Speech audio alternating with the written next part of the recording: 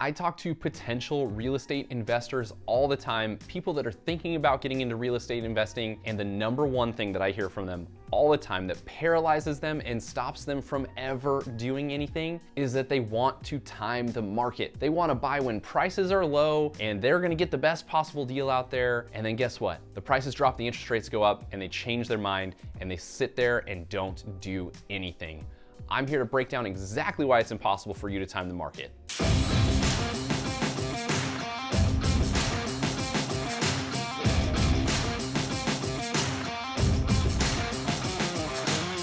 Hey guys, I'm Andrew Lewis, real estate investor and entrepreneur with over 10 years experience building and growing a real estate team and investing in real estate. Before we dive into today's video, make sure that you hit that like button, leave us a comment, and be sure to subscribe to our channel so you don't miss out on future videos. I'm here to help you break out of the 9-to-5, gain financial freedom, and grow wealth through real estate. Let's dive in. I'm just gonna come out and say it, you cannot time the market, and the reality of it is, if you could, and if I could, we wouldn't be here. I'd be sitting on a beach drinking a margarita on my private island and nobody'd be talking to me. That would be the case. You can't time the market. Let's break down 3 reasons why that's impossible. The first reason why you can't time the market is it's incredibly difficult to predict when prices are gonna go up and when they're gonna go down. Even the most experienced real estate investor will tell you they can't time the market.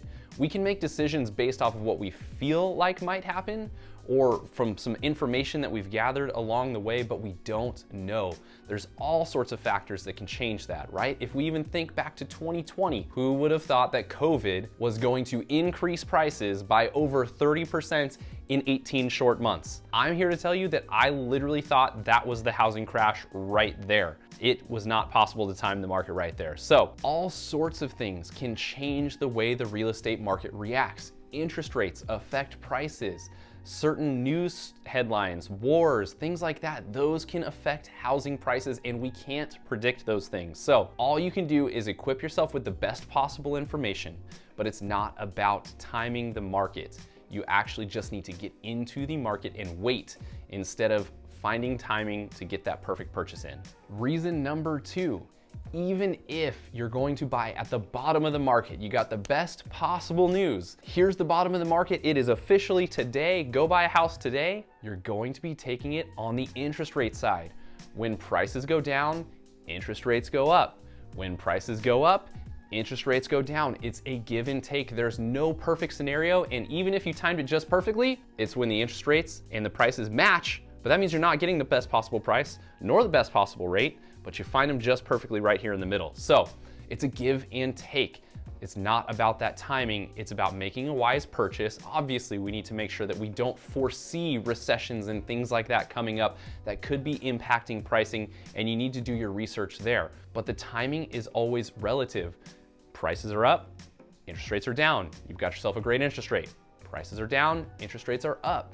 Now you've got a great price, but not a great interest rate. So you need to account for the difference in the ups and downs in the rates and the prices, and just realize that you need to get into it and wait, and you're gonna have a good deal in the long run. It's a long-term game.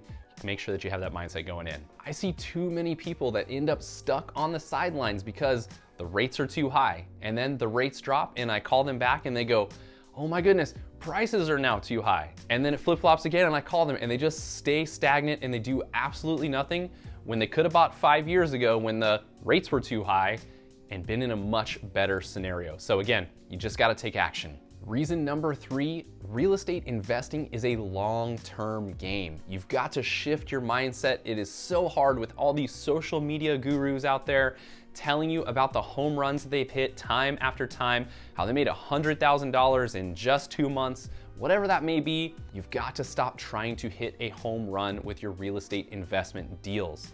The reality is they become a home run in the long term. And if you talk to experienced real estate investors, they will all attest to this. You're not going to make $2,000 a month in cash flow off of a $200,000 purchase. It's not gonna happen. So stop looking for it. You need to go out there and make that $200,000 purchase, sit on it for 10 years. It doubles in price. So you made $200,000 in equity, and By then, you've got some amazing cash flow because you've been steadily increasing those rents. So you have to shift your mindset. This is not a short-term play. If you're looking for that, get into stocks and crypto, and they have so much more risk. If you're looking for a long-term way to build wealth through real estate, buy it and wait. Make sure that you're getting cash flow, sure, or breaking even at the very worst, but in the long run, prices will appreciate 5% year over year. Rents will appreciate 3% year over year. So even if you're breaking even today, 10 years from now, that purchase will definitely look like a home run. If I shared with you what I'm making on cash flow on my investments right now, you would think I was a genius for my purchases, but that's because they've had time to season and wait. They weren't home runs to begin with, so stop trying to knock it out of the park, make a purchase, play the long-term game. So what's the best way to approach real estate investing? Again, you need to come into it with a long-term mindset, focus on the fundamentals, make sure that the deals that you're investing in right now have a good forecast for the future, and it's okay if you're making a small amount per month on the cash flow. I promise you, it's going to grow. Make sure that you've got the right mindset going into it, do your research, focus on the fundamentals, and take action. You just have to get your foot in the door with real estate, and then the appreciation can happen. Sitting on the sidelines all day long and analyzing is going to get you nowhere. Step in and take action.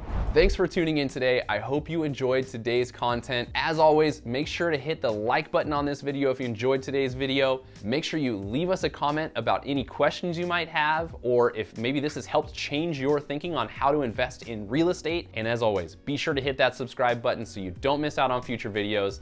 I'm here to help you break out of the 9 to 5, gain financial freedom, and grow wealth through real estate. We'll see you next time.